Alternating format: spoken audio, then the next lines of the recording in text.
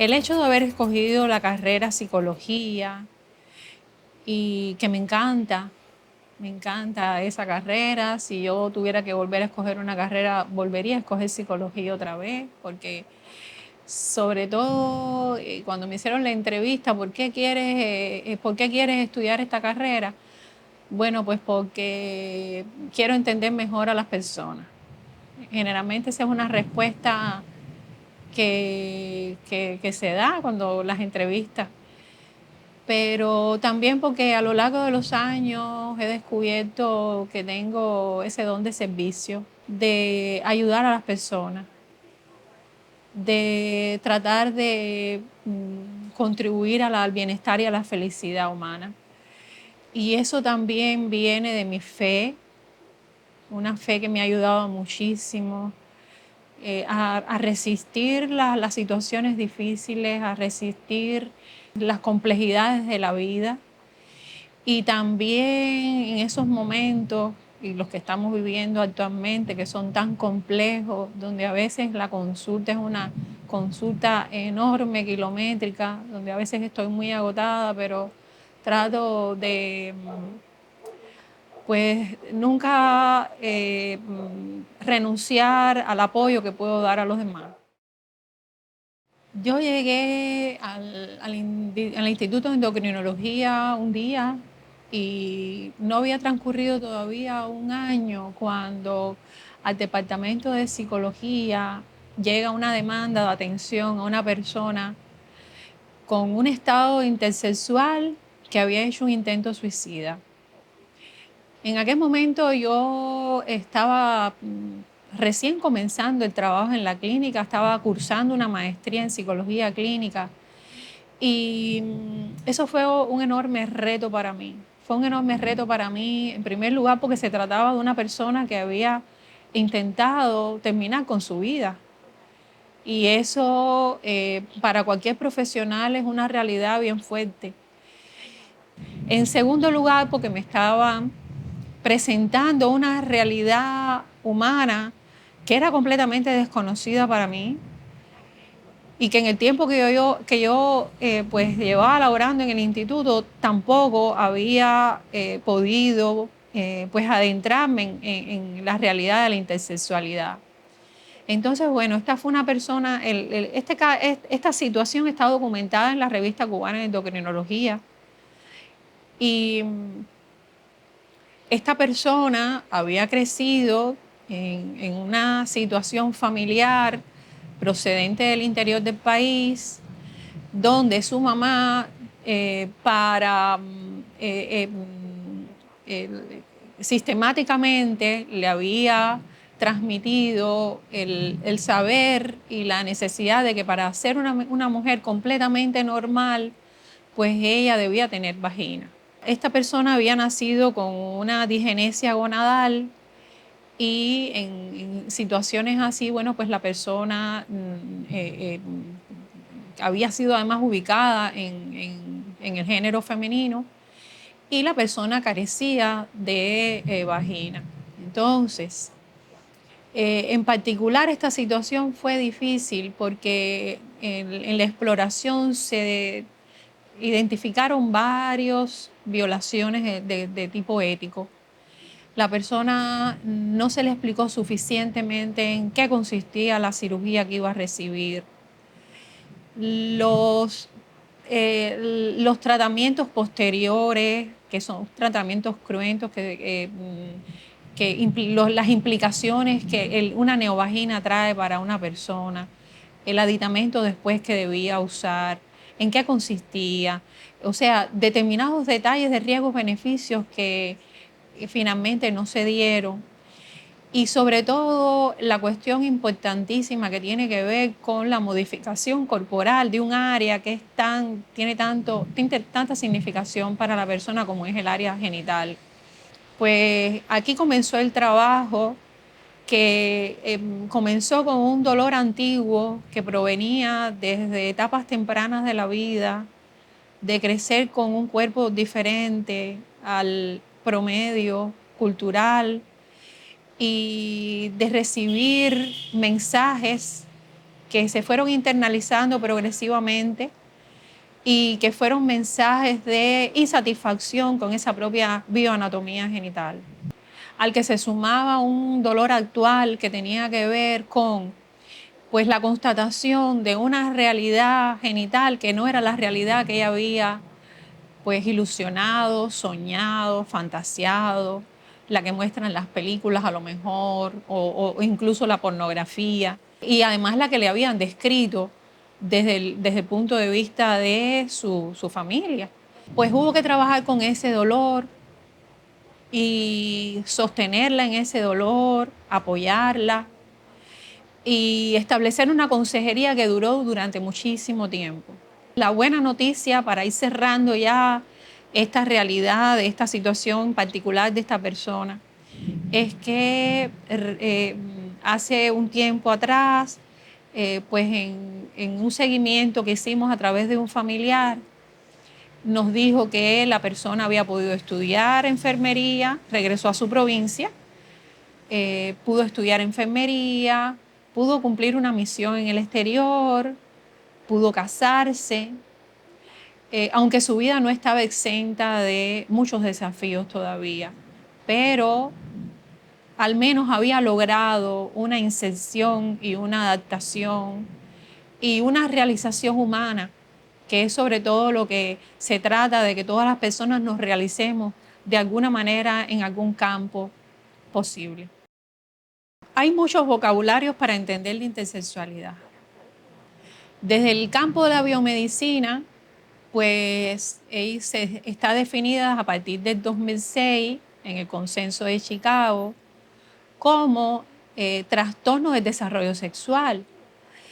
Y en este sentido se ha conceptualizado como estados congénitos en los cuales el desarrollo del sexo cromosómico, gonadal o anatómico es atípico. Pero ciertamente este no es la única manera de definir la intersexualidad. Hay muchos vocabularios de intersexualidad, el hecho de cómo las personas que tienen la condición la entienden. Y en particular desde el campo de muchos profesionales que trabajamos con personas con estas condiciones, pues la vemos como situaciones diversas en las que el cuerpo sexuado varía en relación con lo corporal masculino o femenino que se entiende desde la cultura. Las variaciones pueden ocurrir en distintos niveles. Pueden estar a nivel cromosómico. Pensamos que solo dos cariotipos son los que existen, XX o XY, y realmente las fórmulas cromosómicas pueden ser infinitas. Hay una película, por ejemplo, que se titula XXY, que es una película hermosa en relación de la manera que presenta el tema de la intersexualidad y todas sus aristas. Pero bueno, ahí vemos una realidad diferente desde el punto de vista cromosómico. Las variaciones también pueden ocurrir a nivel de las gónadas internas, o bien ovarios, o bien testículos, y diferentes combinaciones que pueden darse y presentarse en las personas. Y también puede estar a nivel bioanatómico, a nivel de la bioanatomía externa, a nivel genital.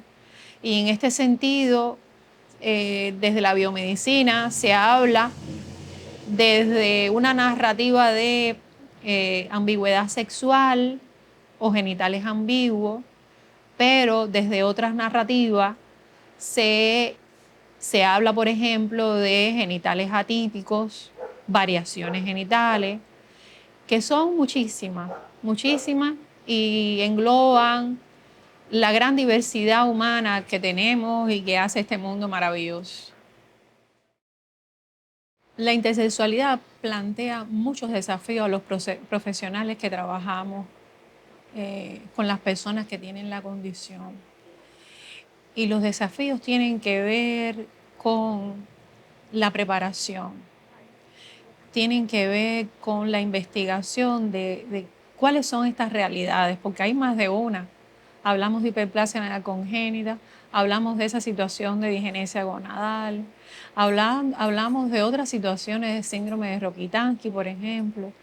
O sea que la diversidad el espectro intersexual es enorme y cada situación plantea desafíos al conocimiento, pero no solo relacionado con los aspectos biomédicos, sino también de todo tipo, aspectos bioéticos, aspectos que tienen que ver con la antropología, los contextos particulares donde viven las personas, que tienen que ver también con la familia y cómo la familia encara las situaciones diversas que enfrenta desde el mismo nacimiento, las propias subjetividades de las personas que tienen que dar servicios de salud, porque tenemos una subjetividad que muchas veces está contaminada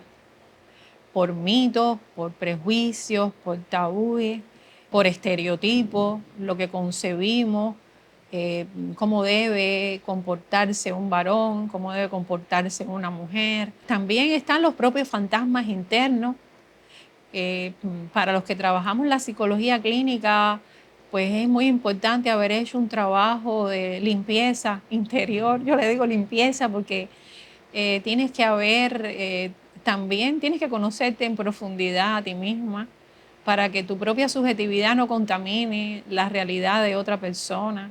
Y saber cuando la persona te está hablando desde un dolor determinado, no hacer transferencias o no hacer contratransferencia de tu propio dolor al dolor que te está presentando en su transferencia esa persona. En fin, que requiere de un arduo trabajo de investigación, de capacitación personal, de búsqueda permanente, de bibliografía, de saber por dónde están los resultados, lo que se repite en los diferentes contextos, lo que se diferencia. Entonces, bueno, en ese sentido, sí, es una de las realidades humanas que más exigencias trae al campo de las profesiones que se ubican en la atención de salud, que además debe ser una atención multidisciplinaria, integrada, y no siempre ocurre así. En este campo hay todavía numerosos dilemas y controversias. De hecho, muchos los abordamos en el pasado el junio de 2024, en un consenso que tuvimos, el primer consenso cubano de intersexualidades. Y estos desafíos y controversias están relacionados con la cuestión de las infancias y las cirugías genitales. Y el hecho de las violencias que se han descrito relacionadas con las intervenciones cosméticas que no están orientadas hacia el establecimiento de una capacidad funcional porque es necesaria para el cuerpo, sino aquellas que están dirigidas a modificar, transformar, cambiar el cuerpo para hacerlo más ajustables a los modelos de cuerpo masculino o femenino que son mejor leídos por la cultura.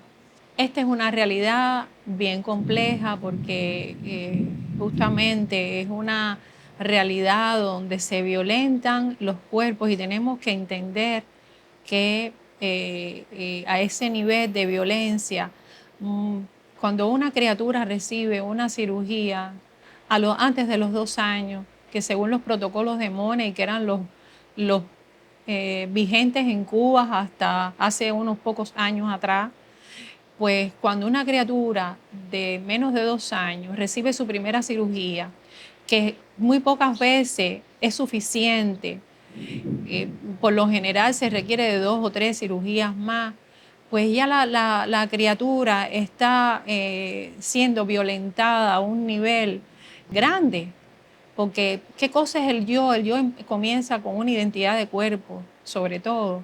una identidad de cuerpo que además es un cuerpo intervenido, un cuerpo que es modificado, un cuerpo que por lo general una subjetividad infantil que desde muy temprano empiezan a recibir desde en el proceso de socialización que viene desde la familia, que viene desde la escuela o que puede venir desde las propias instituciones de salud, como un cuerpo que no es normal, como un cuerpo que es incompleto, como un cuerpo que está deforme. Y entonces ya desde ahí mismo se está introduciendo un dolor, ese dolor del cual yo hablé con esta persona, que creció sintiendo de que ella no era una mujer completa. Tenía una identificación como mujer, sin embargo, desde sus roles, desde su concepción de lo que debe ser una mujer, se veía a sí misma como algo que era raro, como algo que no era suficientemente femenino.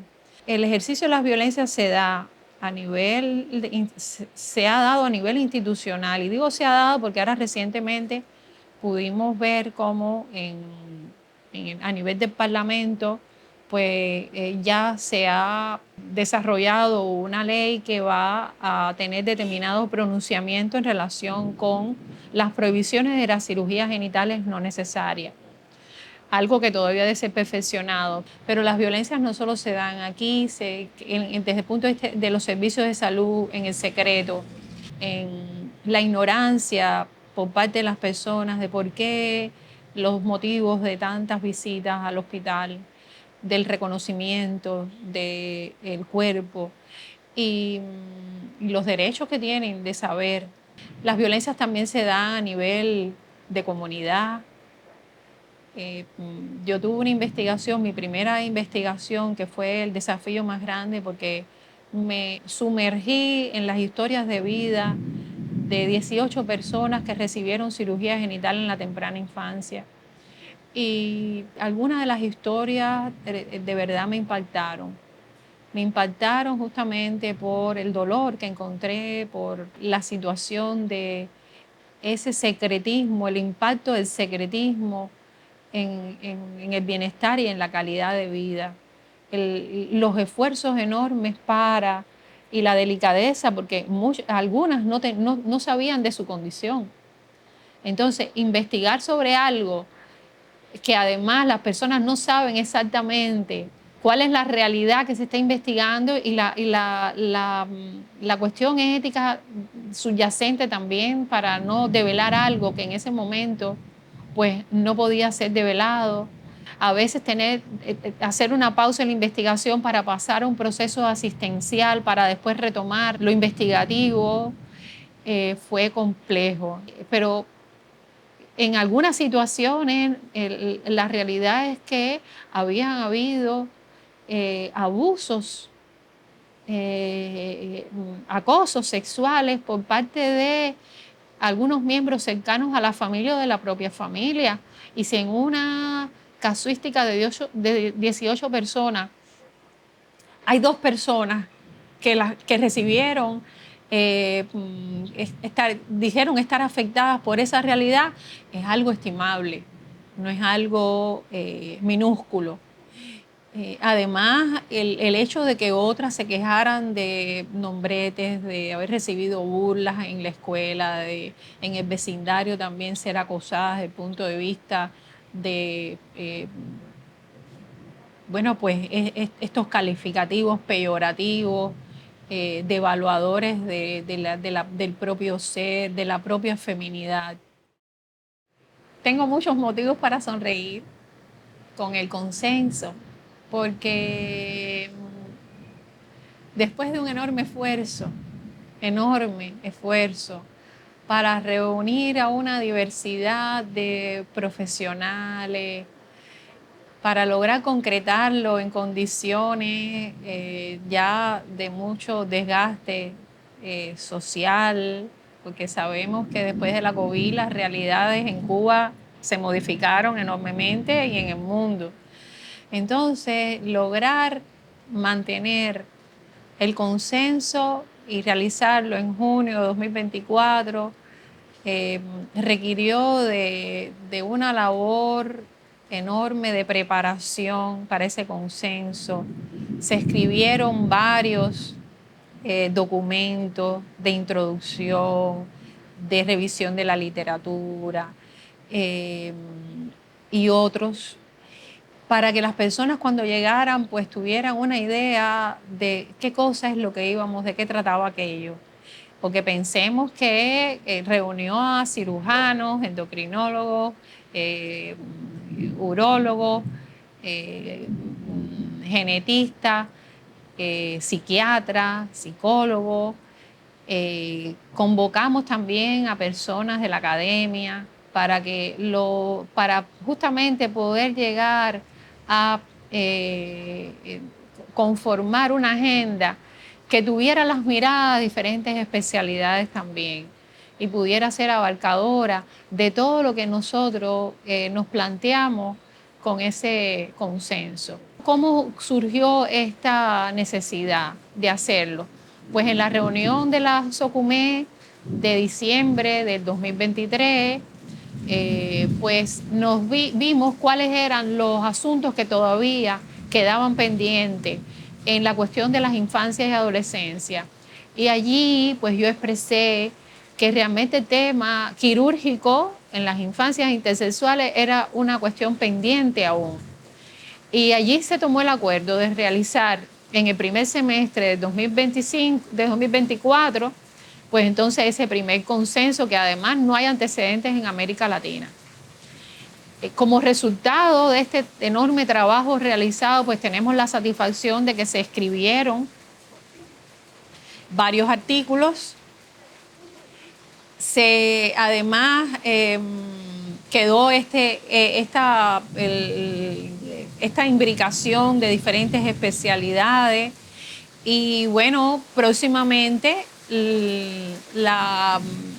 se va a, de alguna manera, a publicar en un número especial que todavía está en proceso de definirse si va a ser UNPA o si va a ser el servicio de CNC con su editorial, que va a dar a la publicidad todos estos artículos que van a ayudar muchísimo a las demás, a todas las personas que se ocupan de esta realidad en el país. ¿Qué elementos son importantes en el tratamiento de la intersexualidad? La cuestión básicamente de los servicios de salud. Son varios los elementos, pero creo que una cuestión fundamental que puede garantizar la calidad del servicio es la integración multidisciplinaria y el abordaje de la atención de salud desde la multidisciplina, porque eso fue algo que constatamos en las investigaciones.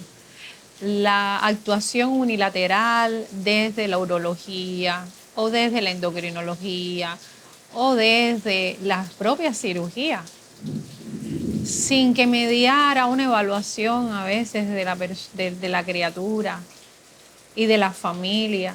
Esto es un asunto bien importante y se hubiera podido evitar muchísimo sufrimiento si no hubiera ocurrido de esa forma.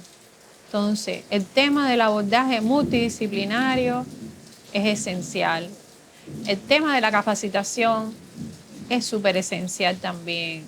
El tema del acompañamiento psicológico de las primeras etapas de la vida y hasta que la persona llegue a la vida adulta ya con una esencia constituida, una construcción identitaria más sólida, es súper importante. Es también importante la elaboración de un algoritmo de atención que está pendiente todavía. Y en ese algoritmo de atención es desde la criatura desde que nace y se enfrenta tanto el equipo de salud como la familia a una realidad de la asignación de sexo, género. Es que es una diversidad enorme de situaciones que hay que considerar para que realmente las cuestiones fluyan en el sentido de beneficio a las personas, la necesidad de promover el activismo en tanto funge como grupo de apoyo esencial a las personas que tienen la propia condición. Eso está probado, por ejemplo, en personas que tienen adicciones, como integrarse a un grupo de personas que tienen similar situación y recibir apoyo y encontrar fortaleza para lidiar con todos los desafíos. Es súper importante. Y en el campo de las intersexualidades, el activismo internacional es muy fuerte. Incluso ya está decretado un día de la solidaridad intersexual, que es el 8 de noviembre, en honor a Eculín Barbín, que fue la primera intersexual de la que se deja constancia. Y también está el Día de la Visibilidad, que es el 26 de octubre, en honor a que, bueno, pues a que la Sociedad Americana de Pediatría convocaba su reunión anual y en ese sentido ISNA, que era la Sociedad de Intersexuales de Estados Unidos, pues se presenta para justamente hablar sobre las cirugías genitales infantiles.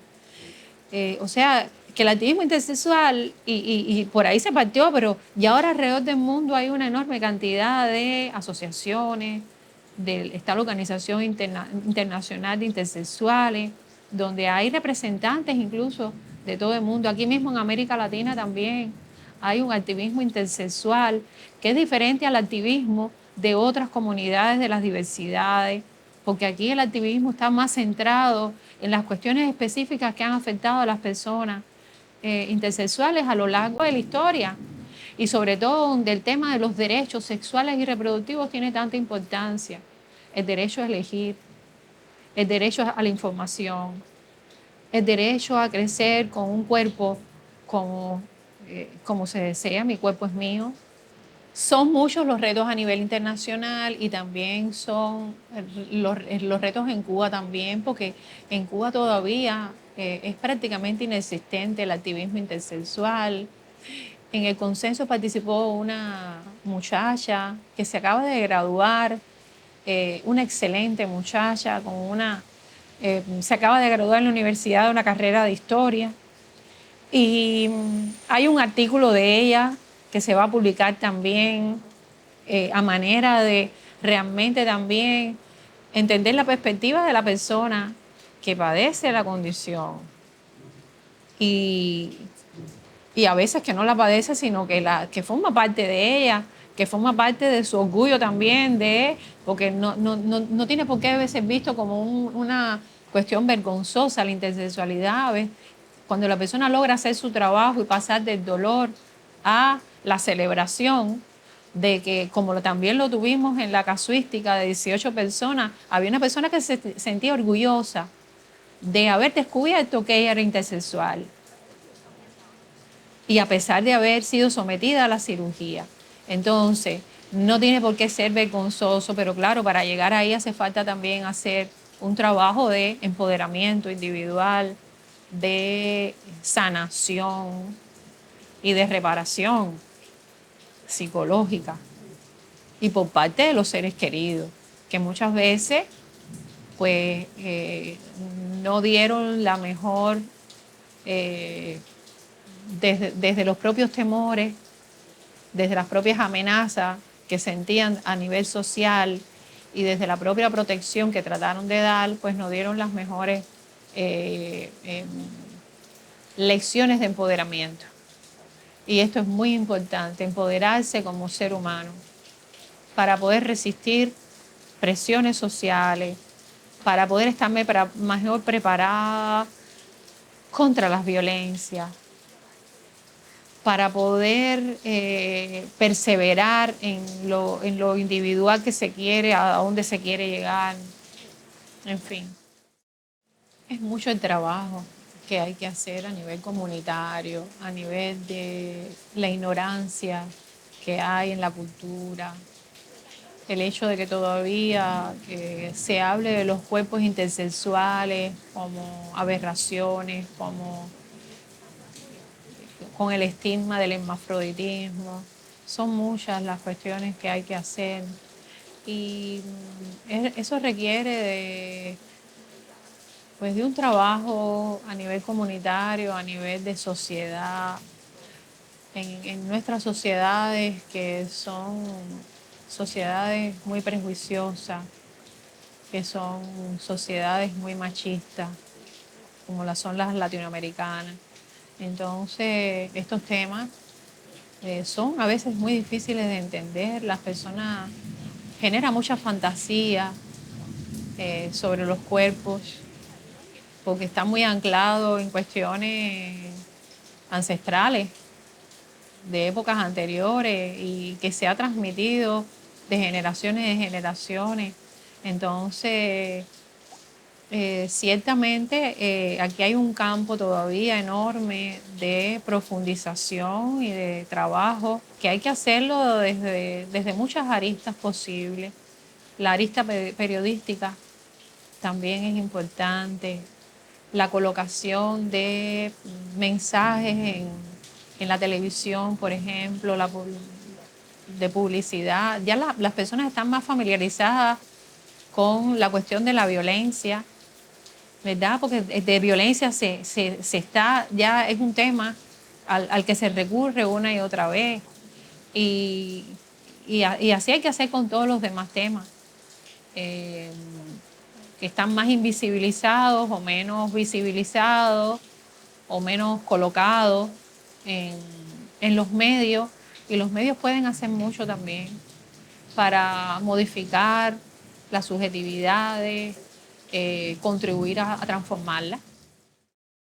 Hay estadísticas internacionales sobre determinadas condiciones intersexuales, eh, sobre las variaciones genitales, pero a mí no me gusta hablar de cifras, porque para mí todas las personas cuentan. Da igual que sea uno en no sé cuánto, o 25 en 17.000, no sé, se me ocurre decir cualquier cosa ahora en relación con la cifra. Yo creo que lo más importante aquí es que eh, desde cualquier campo hay que hacer todo lo que sea posible para que todas las personas disfruten de los mismos derechos, disfruten de las mismas atenciones, disfruten de las mismas posibilidades de crecimiento humano y de desarrollo humano. Y todas las personas merecemos respeto. A mí el trabajo de la clínica eh, de atención a las personas es un trabajo que me reta, pero que a la vez es una aventura con compromiso. Porque cuando alguien llega con un dolor y la persona muchas veces no sabe de dónde viene ese dolor, y es una persona que llega dividida, una persona que muchas veces llega con síntomas, y es pasar del dolor por un proceso que debe culminar con liberación, con libertad personal. Y en ese proceso yo gano mucho también porque cada historia de un ser humano que llega a la relación de ayuda es un ser humano que trae un saber, que trae una historia de vida donde hay muchos recursos personales, donde hay muchas potencialidades por develarse, hay mucho que realmente yo también puedo utilizar para mi vida diaria, porque de alguna manera yo también gano perspectiva. Y yo creo que es importante para las personas, pues en la cotidianidad y en nuestra rutina, tomar perspectiva de lo que tenemos y de lo que no tenemos, y poder sopesar y poder encontrar un valor a aquello que tenemos, que muchas veces es mucho, mucho, y queda enmascarado por toda una serie de cuestiones relacionadas con anhelos, con deseos frustrados, con soledades, con falta de realización. Entonces, justamente, la clínica, la posibilidad de alguna manera, desde una posición ciertamente de valor, porque no se puede hacer un trabajo como este si no es con fortaleza y valor, pues tú puedes emerger como persona, pasar de una categoría no, de un estado de sujeto a un estado de individuo-persona, donde tú tengas una completitud psicológica que te permita andar por la vida con lo que tú necesitas para vivir la vida lo mejor posible. Yo me siento muy optimista en relación con el tema que he trabajado durante tantos años. Creo que hemos logrado muchísimo, muchísimo. Creo que aún falta mucho por lograr, pero creo que ya están las bases sentadas para seguir este trabajo, las nuevas generaciones, ¿verdad? Porque todo es un proceso que empiezan uno, nadie es imprescindible, empiezan uno, otro asume el balón, después se lo pasan a otro y así. Hemos logrado bastante, como decía, pero todavía nos quedan cuestiones importantes. Ese consenso sentó unas bases fundamentales para Cuba y para la América Latina, para otros trabajos que también hay que hacer en la América Latina. Yo creo que hay que unirse más en la América Latina. Hay un libro importantísimo que es Intersexualidades, Escrituras Interdicciones, Escrituras de la Intersexualidad en castellano.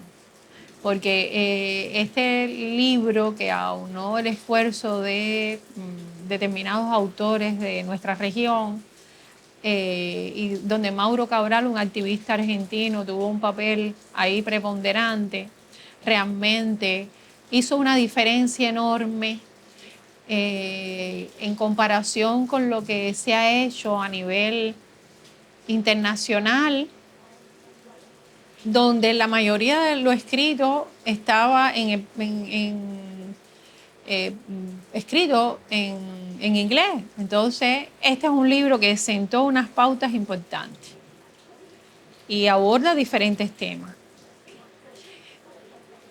Ese camino hay que seguirlo y todavía hacer mucho más, por el bien y por la calidad de vida de las personas que nacen con una morfología determinada, pero que tienen tanto derecho como cualquiera a vivir una vida, pues una vida con calidad.